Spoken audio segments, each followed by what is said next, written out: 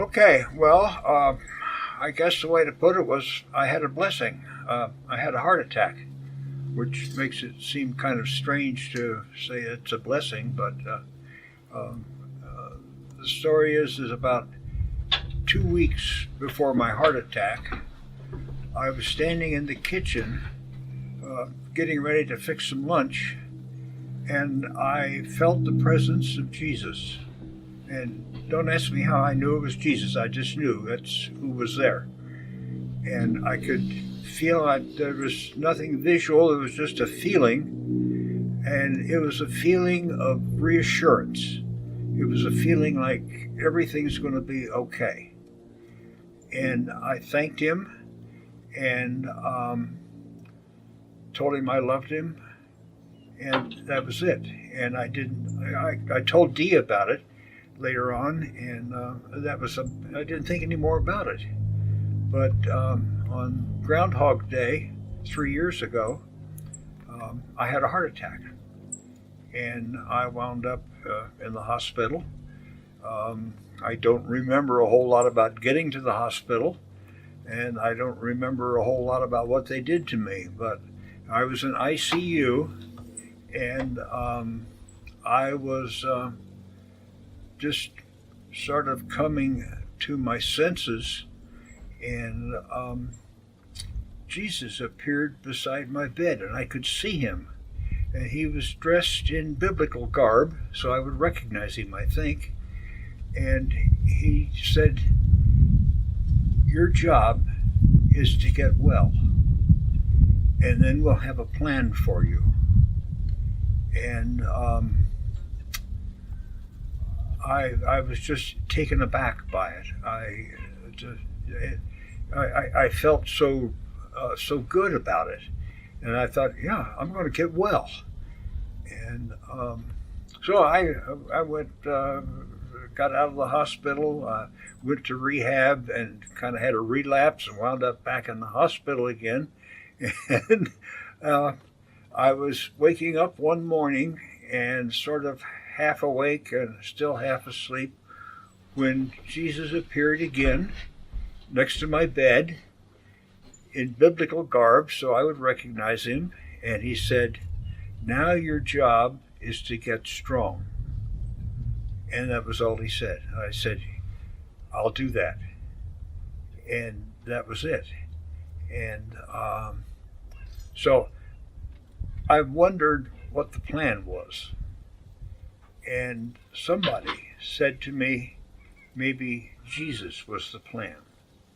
And I think maybe that's it, is Jesus is the plan. And so I wanted to make this recording to let people know that Jesus is alive, and when you need him, he'll be there. Now, I didn't really believe in Jesus as my personal Savior all along, all of my life. That is a recent event too. That occurred maybe 2 years, 3 years before my heart attack. I came to accept Jesus as my personal Savior, and that was a turning point in my life. And so since then, I have sensed the presence of Jesus more than once. Ken called me. No, I guess I called Ken as I was getting ready to come home from work. Said, "So, how was your day?" And he says, "It was interesting." He says, "I'll tell you about it." So I get home, and he tells me about how he was fixing lunch, and all of a sudden he felt this presence. And what he told me at the time was that Jesus had, you said he put his hand on you. You felt a reassuring touch. Yeah. And that he told you that things were going to get difficult, but that you were going to be okay. And we wondered what that meant, you know. We were going to have some kind of trouble, or there was going to be some major shift in our lives or something, but it was reassuring to know that he said we were going to be okay. And a couple of days, excuse me, after that, we had a horrific snowstorm, and Ken was shoveling to try and get us out of here, And then he started not feeling well. And I noticed he didn't look good. His hands didn't look good. His coloring didn't look right. But, you can be extremely ignorant and intelligent at the same time. I'd like to think I was intelligent. I knew I was ignorant.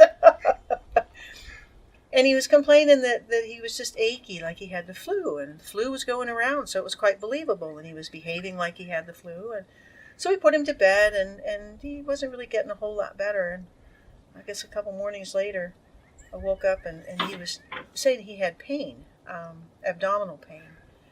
And I said, well, maybe we need to take you to the hospital, or to the urgent care, because this isn't doing too well. It's not going the way it ought to. He says, okay, he'd go to the urgent care, which is phenomenal for him to just even admit that he's ill and be willing to go someplace.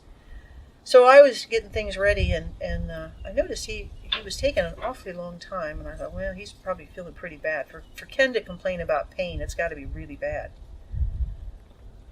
And he got himself to the car, and looking back, I don't know how he did that. I have no idea, because it turns out we get him to the hospital.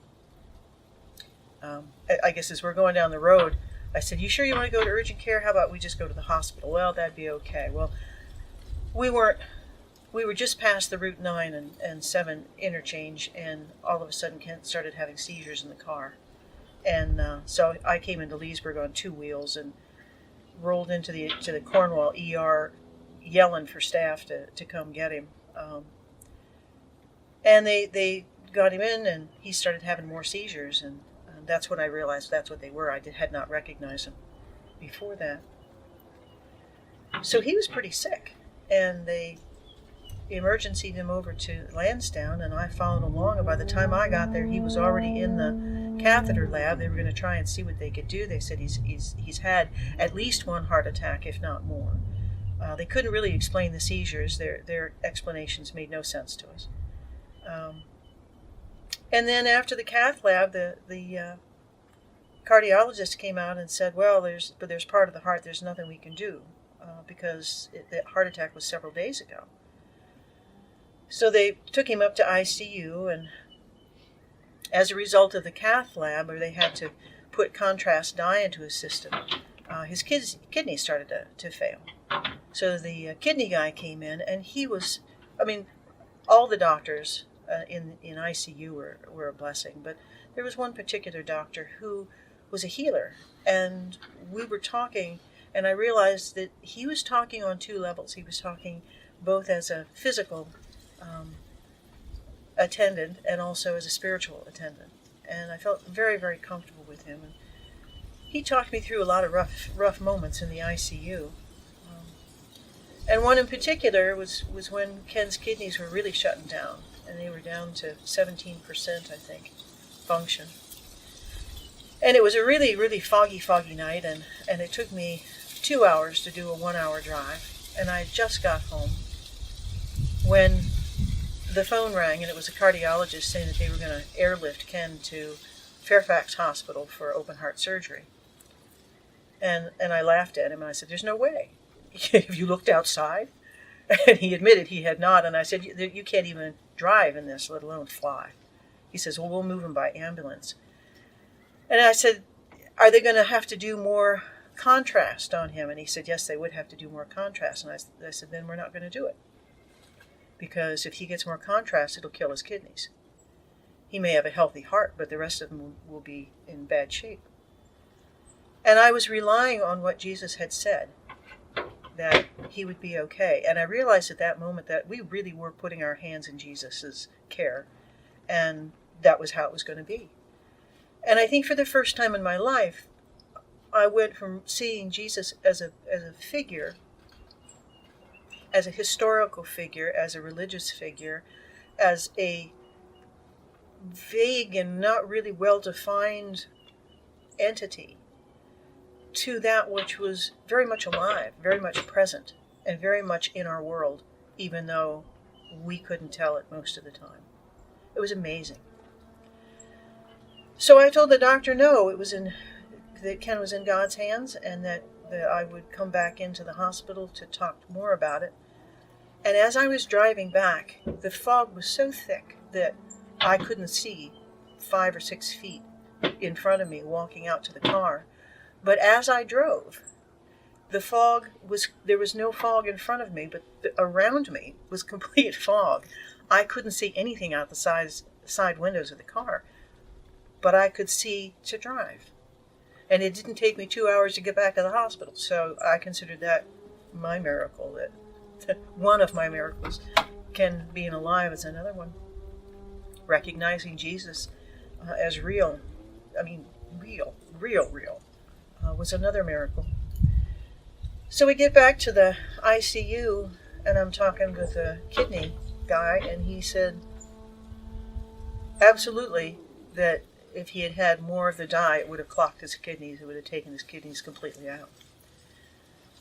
And I told him why I had made the decision I made, and he said, yeah, that was okay, that he thought that was absolutely right, and he encouraged us to go forward with that. And then, I got a shiver here. That's cool. And then Ken was having a really rough time in the hospital, and they kept saying that he had congestive heart failure and he had COPD, which he did not have COPD, and I couldn't convince the doctors of that.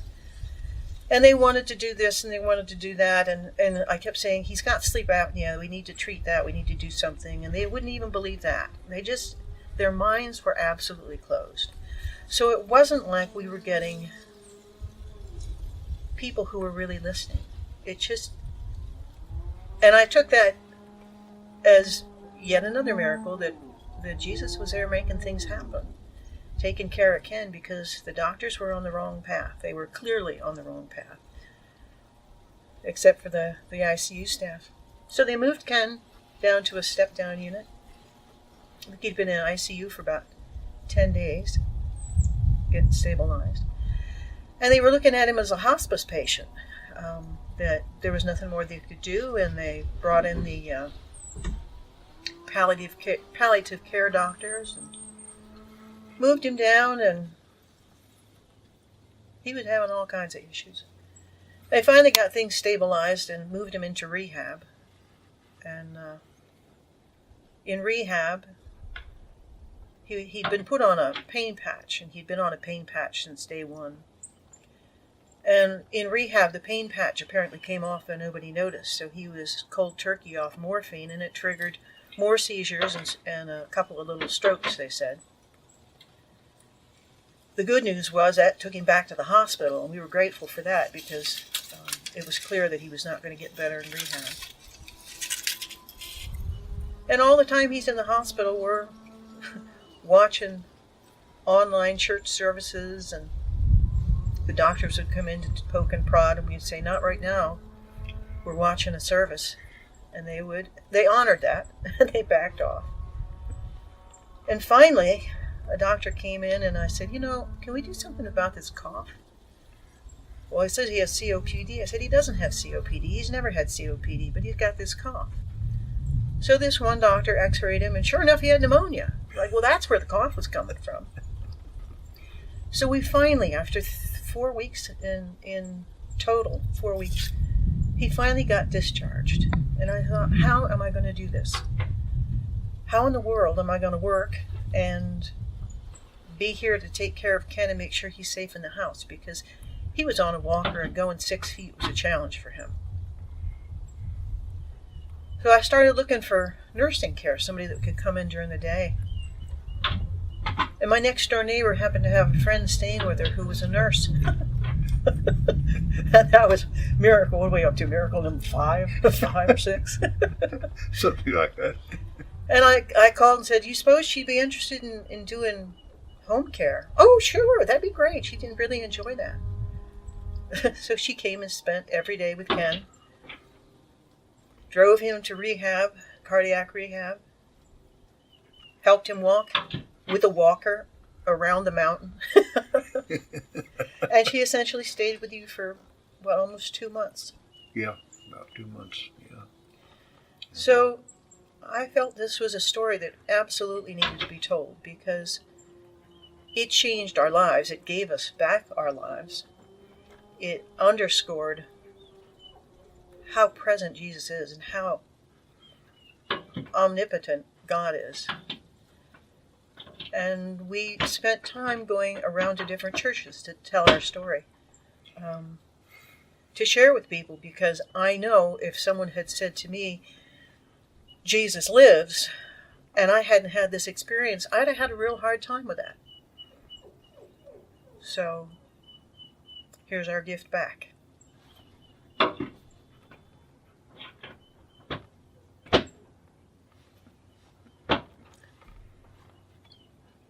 Anything else you want to add? No, I don't think so. I guess there have been more changes since then, because I find when times get really tough, like when my landlord at my office building told us the building had been sold and we all had to be out in 30 days. And I remember part of me going, uh-oh, and part of me going, okay, God, I'm curious to see how you're going to solve this one or get me someplace else. And within a week, there was another place to look at. And I didn't think it was particularly suitable for what I was doing. I kept looking and looking and looking, and there was nothing. There was just nothing. And I had all my office furniture and all my files and my computers in the back of a U-Haul sitting in a parking lot for 4 days because I didn't have an office. And finally I said, okay, I'll take that office. And 3 years later, I'm still there. So it's kind of funny because sometimes you don't realize that you're getting exactly the answer you need, and there's always that resistance. Humans always have to step back and push back and say, no, that's not how it's supposed to be. But if you just go with it, it works out. And so I'll be watching this to remind myself. Because as a human being, I still doubt from time to time, and I just have to remember, no, it'll work out. Turn it over to God, it'll work out. I find myself frequently saying, trust in the Lord, it'll work out.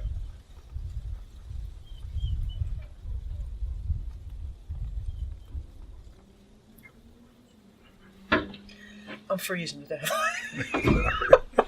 I think it's important to say that as a human being, I still had fear. There were times in the hospital where if I thought more than 5 minutes ahead of what was going to happen tomorrow or what was going to happen next week, I would go into panic mode. But it gave me something to hold on to, knowing that Jesus was present and that Jesus was active in this. It gave me a place to come back to. It gave me a grounding point. So I still felt fear at times. And I'm sure I still will, that as life happens, I still have fear. But now I have something that I can ground myself with, that I can reach back and go back to that experience and know that it was as real as I am here right now, and that if I reach for it, Jesus is there. If I reach for it, God is present. I've felt Jesus' presence one more time since then. And it was an occasion of pure joy. That's all I can say. It was just pure joy. When was that? One morning when I was getting dressed, about a year after my heart attack, I was just overcome with this, and once again, don't ask me how I knew it was Jesus. I just knew. There was no question. And it was just a feeling of pure joy. That's all I have to add.